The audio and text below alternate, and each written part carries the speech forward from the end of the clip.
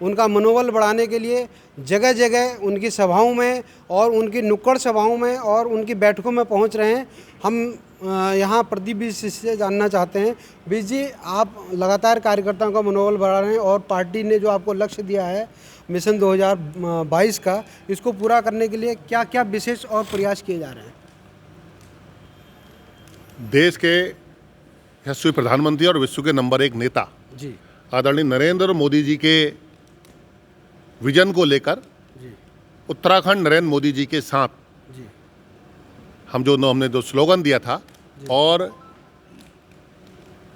अब की बार युवा सरकार, जी धामी सरकार, जी यानी युवाओं की सरकार जो बनने जा रही है, जी जी उसको लेकर हमने एक लक्ष्य निर्धारित करा था। अब की बार 60 के पार का जो लक्ष्य निर्धारित करा था, जी उसी क्रम में हमारे ज़िले में 6 सीटें हमने कहा है अब की बार 6 की 6 पार, जी जी 6 की 6 सीटें हम जीतने जा रहे हैं जी और इस जिले को जी कांग्रेस मुक्त जिला बनाने की ओर को अग्रसर है। जी इसके लिए हम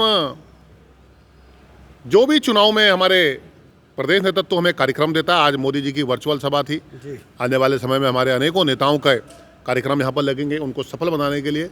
जी कार्यकर्ता हमारा जो है, हमारा आधार है, हमारा रीढ़ है, जी उसके आधार पर भारतीय जनता पार्टी अपनी जीत सुनिश्चित करती है, उसके कार्यक्रम सुनिश्चित करती है। इसलिए मैं पार्टी का जिलाध्यक्ष हूँ, उस नाते से प्रत्येक कार्यकर्ता अपने कर्तव्यों का निर्वहन करते हुए आदरणीय मोदी जी का जो लक्ष्य है, इस उत्तराखंड को हम सबसे विकसित राज्य बनाएंगे। यानी जो याली दशक है, उसमें मोदी जी ने कहा था उत्तराखंड का दशक होने वाला है, उसके लिए हम सब लोग काम पर निकले हैं। एक मिशन को लेकर निकले हैं कि इस उत्तराखंड को भ्रष्टाचार मुक्त नंबर 1 प्रदेश बनाना है। उसमें हमारे ज़िले की 6 की 6 सीटें जीतने जा रहे हैं, इसके लिए हम प्रयास कर रहे हैं। जी भारतीय जनता पार्टी को काडर आधारित पार्टी कहा जाता है और भारतीय जनता पार्टी का कार्यकर्ता काफ़ी ठोस होता है, मजबूत होता है पार्टी के प्रति। लेकिन पिछले दिनों देखा जा रहा है कि जो है कांग्रेस के प्रत्याशी हैं पूर्व मुख्यमंत्री, वो पार्टी को रोंदते हुए आ रहे हैं और उन्होंने अभी ब्लॉक प्रमुख के अलावा महिला नेत्री जो है मधु चौबे, और उसके अलावा आज आपके एक प्रमुख स्तंभ मंडल अध्यक्ष जो है ललित प्रसाद आर्य को अपने खेमे में खींच लिया है। क्या कहना है, पार्टी में दरार कैसे आ रही है? इसे पार्टी में दरार नहीं कहते। जी ये हरीश रावत जी की राजनीति को हम सब लोग भली भांति परिचित हैं। जी जी उनका एक ही फॉर्मूला है, हमने उनके वीडियो भी देखे थे पिछले समय सरकार बचाने के लिए उन्होंने क्या क्या हथकंडों का प्रयोग करा। जी ये उनका स्टाइल है, जी ये उनका तरीका है, ये पूरा उनके राजनीतिक जीवन का तरीका है। जी किस प्रकार तोड़ फोड़ करके, प्रलोभन, लालच देकर अपने काम को निभाना और निकालना, जी इस तरीके से उनका काम करने का तरीका कोई नया नहीं है। वही व्यक्ति हैं जी जो उत्तराखंड में सरकार बचाने के लिए अपने विधायकों से कह रहे थे, मंत्रियों से कह रहे थे आ जाओ, खुला तुम्हें छूट होगी, ये होगी। हमने उसको सुना, उसको मेरे को अतिरिक्त कहने की कोई आवश्यकता नहीं है।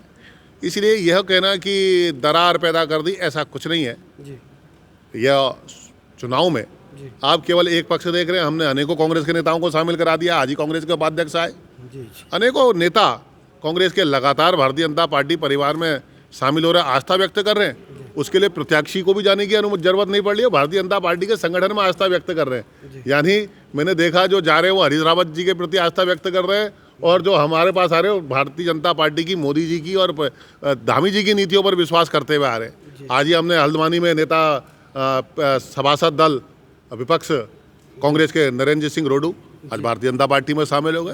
भाई ये दरार नहीं है। मैं फिर कह रहा हूँ आपसे, ये वर्क कल्चर का अंतर है। वहाँ पर कोई जाने के लिए, कोई बहुत बड़े लोगों को जाने की आवश्यकता नहीं पड़ी। भारतीय जनता पार्टी की नीतियों में विश्वास करते हुए आ रहे हैं। और दूसरी तरफ हरीश रावत जी, आपने उनका पहले भी वीडियो ऑडियो खूब सुने हैं कि किस प्रकार वो इस प्रकार के जो दंग फंग कहते हैं वो करते रहते हैं, और उनका राजनीतिक स्टाइल है, उससे कोई खास फर्क पड़ता दिखाई नहीं देता है।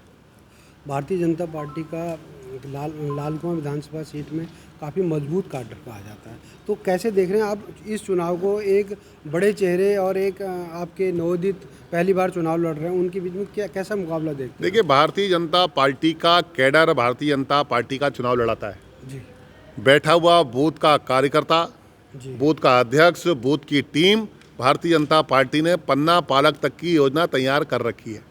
इसलिए भारतीय जनता पार्टी में चेहरा कोई भी हो, लड़ाने वाले वो सैकड़ों हजारों कार्यकर्ता हैं जो अपने श्रम से, अपने पसीने से पार्टी को सींचते हैं। इसलिए हमें कभी अंतर समझ में नहीं आता कि सामने कौन खड़ा है। भारतीय जनता पार्टी का जो इतना विशाल कैडर है, हजारों कार्यकर्ताओं का जो विशाल कैडर है, पन्ना पालक तक की जो हमारी योजना है, उसको लेकर हम लोग चलते हैं और हम गारंटी देते हैं। आप जिनको नवोदित कह रहे हैं वो जिला पंचायत के पहले सदस्य हैं और भारतीय जनता पार्टी में भी पहले रह चुके हैं। तो अगर हम तो कहते हैं हम किसी अगर बूथ के कार्यकर्ता को भी खड़ा करें, भारतीय जनता पार्टी का कैडर तय करे तो उसे जिताने की सामर्थ्य रखता है। इसलिए सामने वाला कोई बड़ी बात नहीं है। हमारे वहाँ बहुत सामान्य से राजेश शुक्ला जी ने हरीश रावत जी को हरा दिया था, यथेशानंद जी ने हरा दिया था, है ना। इसलिए बच्ची सिंह रावत जी जैसे सामान्य व्यक्तित्व के हमें जो दिखते थे, बहुत सरल स्वभाव के थे, उन्होंने रावत जी को हरा दिया था। इसलिए भारतीय जनता पार्टी का कैडर अपना काम करता है और उनके सामने जो चुनौती है उसको स्वीकार करता है।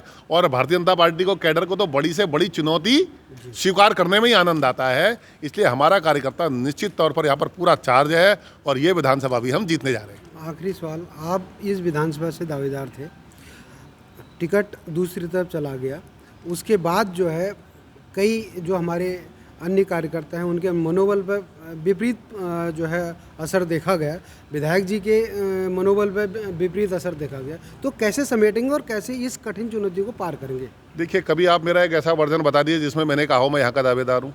मैंने कहा मेरी पार्टी जो मेरे लिए भूमिका तय करेगी मैं उसको काम करने के लिए तैयार हूँ। वो चुनाव मैदान में उतारने के लिए अगर कहेगी तो मैं चुनाव मैदान में उतरूंगा, मेरी तैयारी पूरी है। और अगर ये वो कहेगी कि नहीं आपको अभी ये काम करना, मेरे को बूथ का काम करना है, तो मैं वो काम करूँगा। मैंने हमेशा कहा मेरे लिए पार्टी मेरी प्राथमिकता है। पार्टी मुझे जिस भूमिका में रखे, जहाँ से लड़ना चाहे। आप लोग कहते थे कि आप लाल कुआं के दावेदार हैं, मैं कहता था वहाँ की जनता अगर मुझे स्नेह करती है, प्रेम करती है, कार्यकर्ता प्रेम करते हैं, तो मेरे पास सारे मेरे जिले के कार्यकर्ता मुझे प्रेम करते हैं, स्नेह करते हैं। तो स्नेह और प्रेम का मतलब यह नहीं है कि मैं अपनी भूमिका खुद ही तैयार कर लूँ। मेरा प्रदेश नेतृत्व है, मेरा केंद्रीय नेतृत्व है। और मैं पहले दिन से आपसे कहता हूँ, आप लोग पहली बार से जब मुझे पूछते थे मैं यही कहता था कि केंद्रीय नेतृत्व और प्रदेश नेतृत्व जो मेरे लिए भूमिका तय करेगा मैं उसमें काम करूँगा। मेरे लिए जिलाध्यक्ष की भूमिका तय करी है, उसके लिए आज पहले दिन से 26 तारीख को टिकट घोषित हुए। मैं 27 की सुबह 11 बजे से पार्टी कार्यालय में बैठक लेना और ये जो